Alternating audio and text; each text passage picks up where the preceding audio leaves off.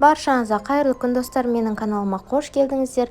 Бүгін сіздерге қазақ халқының өте дәмді десерттерінің бірі женттің рецептісімен бөлісетін боламын.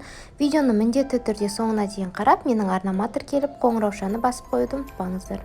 Ең алдымен бізге қажет заттарымызды дайындап аламыз. Талқан, қант, сары май және мейіз керек болады.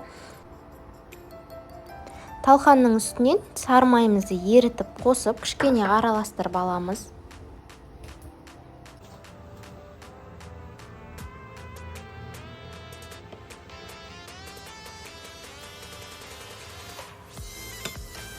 Оның үстінен қантымызды қосып, екеуін жақсылап араластырамыз.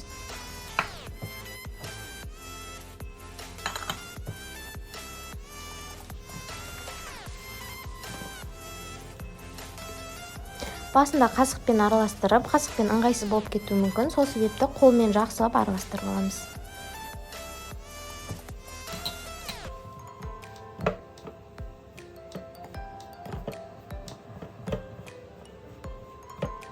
Және де видеоға түспей қалыпты, жарты банка сгущенное молоко қосып, оның үстіне мейізді қосып, мейіз бізде міндетті емес, қоспасаңыздар да болады. Жақсылап араластырып аламыз.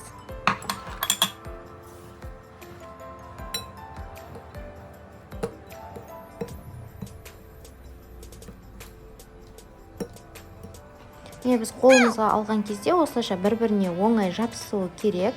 Осылайша дөңгелек, неше түрлі формочкаларға салып, әдемі қылып сәндеп столға қойсаңыздар болады. Талқанды өздеріңіз білетіндей өте тойымды тағам ретінде саналады.